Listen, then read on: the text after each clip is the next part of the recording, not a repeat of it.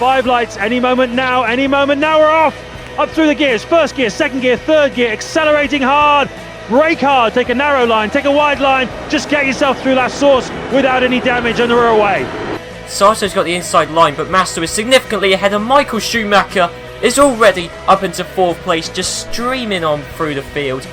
Going around Blanchimont, he's now in 2nd, so I mean Schumacher's ahead, not massively ahead, but I believe Heifeld took out Michael Schumacher. On Massa, Montoya's got past Barrichello, and it looks like Montoya, probably one of the most aggressive overtakers. We saw it in Nürburgring, and we're seeing it here, because Montoya, in the space of a few corners, has got past Barrichello, Coulthard, and Massa. So yeah, his engine goes, and then, Heifeld gets by, so does that person, I don't know who it is, and there's Barrichello, who goes steaming into the back of Ralf Schumacher. Michael Schumacher, he's got to be the quickest guy in Formula 1, he's got to be the luckiest as well, as he's going to win the Belgian Grand Prix. And wins here today. He'll be rewarded with a full 10 points for his Drivers' Championship campaign. Well, James Allen, I'm going to cut you off there. Heifeld is in 2nd. Montoya? Did Montoya pass Raikkonen on the line? We can't see that. We'll just have to see the race results. It's round 15 and we're back in Italy for the 2002 Italian Grand Prix. Enthusiasm and passion for Ferrari is taken to new extremes at this race every year, and this season is no exception. A sea of red wherever you look, and the prancing horse is emblazoned on thousands of flags, caps and t-shirts.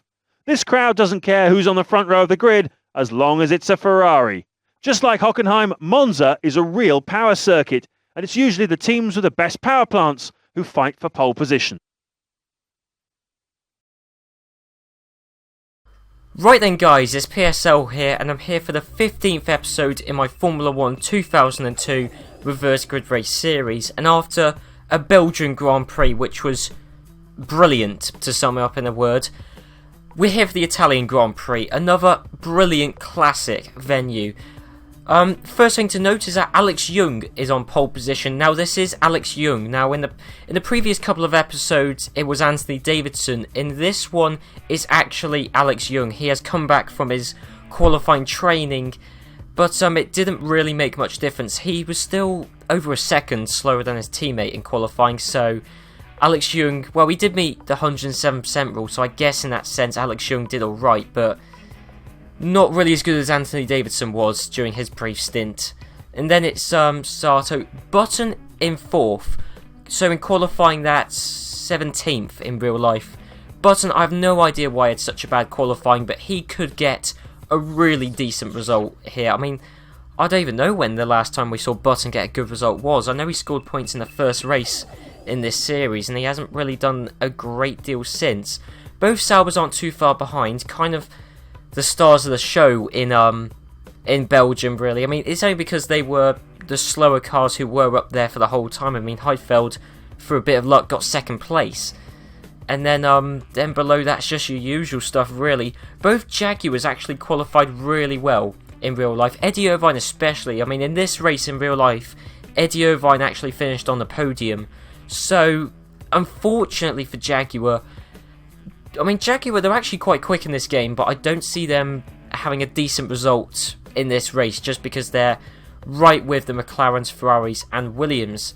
And then yet Montoya starting furthest back apart from both arrows, because once again, just to remind you, both arrows, because they didn't take part in this race because they went bust at this point, they were, arrows basically ceased to exist.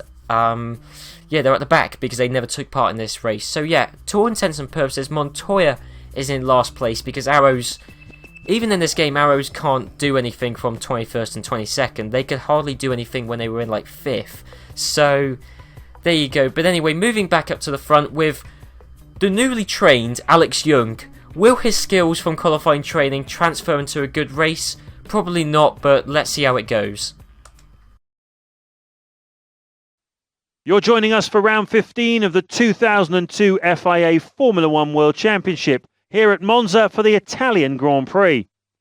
After coming so close so many times, Juan Pablo Montoya finally scored his maiden and Williams BMW's 4th victory of the season last year here. Rubens Barrichello secured second place for Ferrari, with Ralf Schumacher third.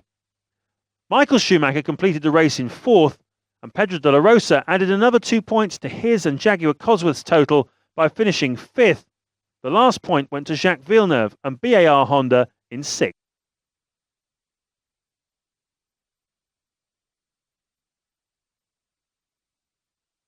It's one of the most charismatic Grand Prix of the season, this beautiful wide pit straight, and any moment now the cars will be rushing along it. The lights go out now, and we're racing at Monza. Everybody looks as though they've got away well. It's a very tight first corner into that chicane. We've had problems there in the past, and they approach it at such a huge speed. They're rushing towards it now. Right, thank you, James Allen. And once again, both Minardis got off to an extremely slow initial launch, holding up Jenson Button, who is in third. Massa has actually spun off, and he's into the wall. Let's have a look at what happened to Massa. We'll go back to the battle between Button and Heidfeld in a second. So Massa was in seventh, but let's have a look. I mean, on board from Button, just both Minardis don't move. And that's just a common thing in this game. I don't know why. Both Minardis, they just get off to a slower launch than everyone else. So where is... Oh my god, we're not going to find Massa now, are we? Hang on, Massa dropped down to 10th, so he actually lost a few places off the start. And I think it's a McLaren who completely takes him out, David Coulthard. And that is the end of Massa's race. So Massa, he might well have scored some points this Grand Prix. It wouldn't have surprised me, but that ain't going to happen anymore. So, the epic battle for third, which is going on between Button and Heidfeld, and depending on how this race plays out, that could end up being the battle for the lead. I mean, or for the race win. I mean, I don't know. It depends how quickly the Williams and Ferraris move their way through the field. But we still got both Minardis leading it. Although, no, both Minardis, they have gone through that chicane very sloppily. Going into the first Lesmo, Montoya has gone off now. We're moving back up towards the front. I think Jung has dropped way back now. No, he isn't. He's still in third, but Heidfeld has split both Minardis. Jenson Button in fourth. And in fact, that is a Toyota of Alan McNish, who has just gone straight past Jenson Button. Button not moving out of the slipstream of Alex Jung. Mark Webber has lost the lead to Nick Heidfeld. So, the top three, as it stands now, is Heidfeld, McNish, and Trulli. Webber is in fourth, but there's a Jordan there. That's Fizzy Keller. Button has only just moved to the right of Alex Jung, and I think Button, yeah, he's dropped away back from Nick Heidfeld now. In fact, he's still behind A. Minardi. No, he isn't. Going round the final corner, Parabolica, and he's in fifth place. Fizzy Keller fourth. Trulli is trying to get the run on Alan McNish. McNish just finding the space and using it. And this is the battle for second place. I would expect a Renault to be quicker than a Toyota. In straight line speed, I don't know which ones. I don't know whether the Toyota or Renault engine is more powerful. There is a McLaren that's just gone past Olivier Panis. That is David Coulthard. The man who took out Nick Heidfeld is now in sixth. Both BARs are... Okay, Frenson's out. Okay, but Frenson technically isn't in the race anyway. In fact, actually, has Frenson only got 3 wheels? Normally I wouldn't pay attention to this, but I do want to know why Frenson started the race with 4 wheels and has ended it with only 3 wheels. That's what I want to know, because... I mean, Ralf Schumacher did the same thing, but... That's Ralf Schumacher. I mean, Frenson is a properly quick, clean driver. Ralf Schumacher's just quick. But Frenson actually... Wow, he really did exploit... I think his engine blew up and... Yeah, he did exactly the same thing that Ralf Schumacher did in the Nürburgring. So... Yeah, I mean... Well, okay, what is there to say about that? I mean, arrows... Hang on, that is... Whoa, whoa, whoa, whoa, whoa! Michael Schumacher, just like in Canada, has lost his front wing. Alright. Oh, no. Of course, the replay system in this game. Damn it. Well, yeah, that's annoying. But, for the second time now, Michael Schumacher's got no front wing, and we don't know... Eddie Irvine's got no rear wing. Oh, my God, we have missed out on all of this. But either way, Heidfeld is still leading. McNish still somehow in second place. Trulli third. Fizzy Keller, Button, and Coulthard are hanging around together. And I'll tell you one thing I've noticed this series is that generally Button and Coulthard aren't too far away from each other. Normally they are, well, not all the time, but there have been quite a few races where they have been close to each other. And I think once again the McLaren just cannot overtake that quickly. I mean, it just seems to be stuck up behind. That's the thing. I mean, there's the Williams and Ferraris. They can overtake cars very quickly. The McLaren seems to struggle doing that for whatever reason. Fisichella looks like he's just moving out of the way, letting Coulthard and Button through, and yes, he has. But now, going down towards the first corner, Coulthard, he's got the run on Jenson Button, but can he outbrake him? And yes, he has. He actually hung Button out to dry there, and coming out of that chicane, he's going to have the better run. He's got the inside line going around the curve of Grande, and that is Coulthard up into 4th place. McNish still somehow holding 2nd. I don't know how Trulli hasn't got by yet, especially with the slipstream, and I know the Renault overall was a quicker car, but straight line speed, I don't know. My knowledge of the 2002 F1 season is pretty scarce. But, okay, so Fisichella's holding the last points. Jordan haven't actually scored a point so far this season. I don't think they're going to now, because Barrichello is all over the back of Fisichella, and I think this will be the end of Jordan in the points. There's Michael Schumacher who's in the way. Whoa, Barrichello nearly rear-ended his teammate there. That was nearly the 2nd race in a row where Barrichello went into the back of someone. I mean, Heifeld's pulled up by quite a way. Look at this train. This is quite ridiculous. Trulli's still up behind McNish. Coulthard is now stuck in the train. Button is up behind Coulthard as well. So this is 5th to 2nd, all in one continuous train, and no overtakes being made. I guarantee you, when Barrichello catches up to this train, he will make an overtake. Definitely, he definitely will, because it's Ferrari dominance. It's not Michael Schumacher, but he's running the same car. So, also if you believe that that drivers in their home, I know, of course. Well, I mean, I was about to say if you believe that drivers in their home race perform better, then you would expect Barrichello to do better here. It's not his home race, but of course it is Ferrari's home race, so he will have a lot of support from the tifosi.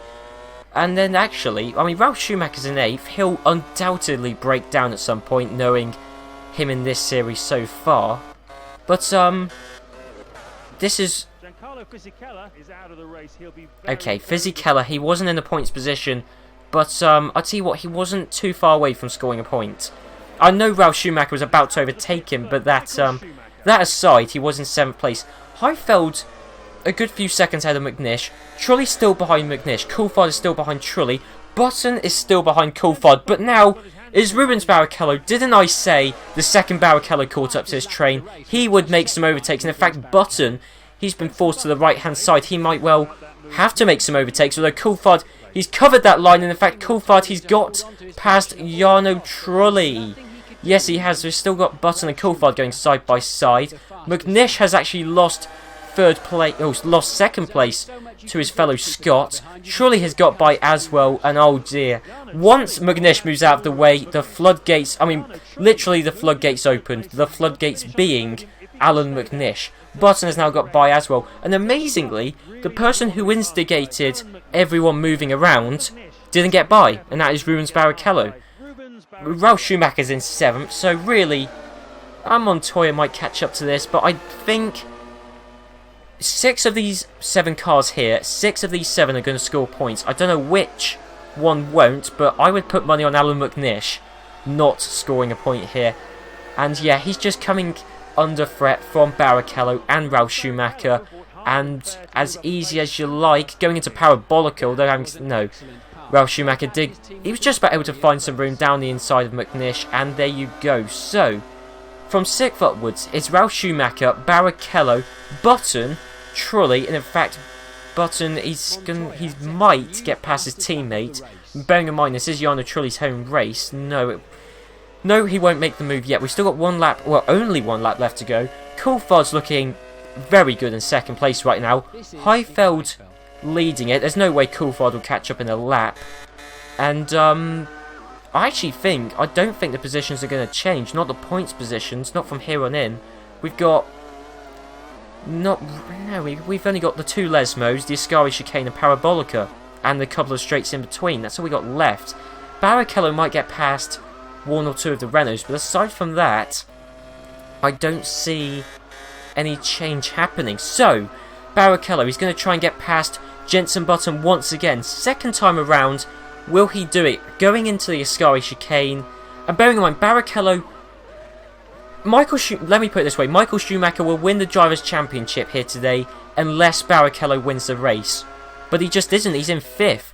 But look at this, Nick Heidfeld, I would say kind of in some ways the underdog, the black horse of the season so far. He took 2nd in Monaco, but of course the track went to his advantage. But at Monza, the complete opposite, he's able to win the Italian Grand Prix.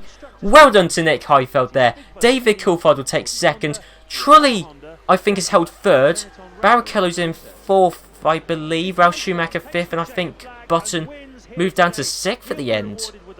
So it all changed when I wasn't looking. Typically, I think it all changed going into Parabolica, because that seems to be the point of the track where the most overtakes are made. Then it's McNish ahead of Montoya.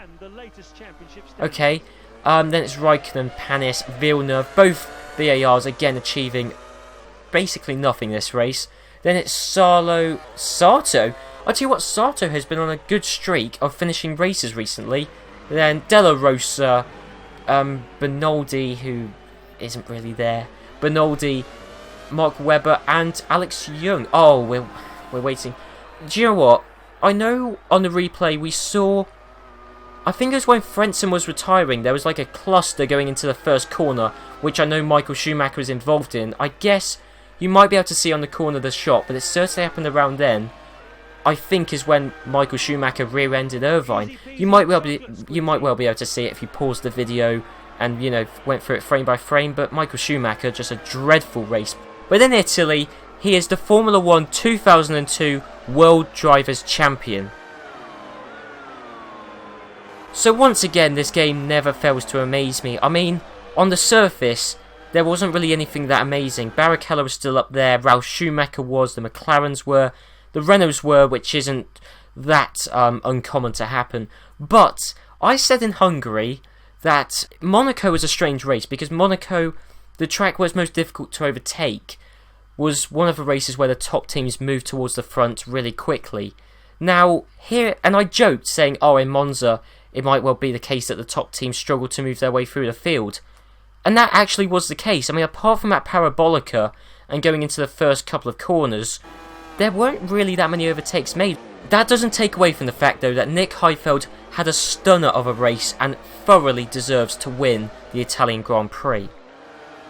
So on to the Drivers' Championship, and the headline story is that Michael Schumacher has won the World Drivers' Championship with 2 races to spare. 82 points, Barrichello is only on 56. I mean, the Ferrari dominance was real. There's a few races, really, I can't think of any others aside from Nürburgring, but I know there's been quite a few races where it almost seems like Barrichello let Michael Schumacher through. I think that happened in Malaysia as well. There's been a few cases of that, and sure, there's Ferrari OP in this game, but there certainly seems to be either Schumacher dominance in this game or Ferrari team orders. I don't know what, but either way, it has resulted in Michael Schumacher winning the World Drivers' Championship, but really, was it ever in doubt? Below that, Nick Heidfeld, he hasn't actually moved up any places in the Drivers' Championship, but scoring 10 points here means he's now only 4 points behind Eddie Irvine. So in the final 2 races, because Jaguar recently, they've been on a bit of a points drought. I don't think Jaguar have scored a point since Britain. And if Heidfeld's form carries on, he could well overtake Irvine. And on to the Constructors' Championship, and there's not really much to say here.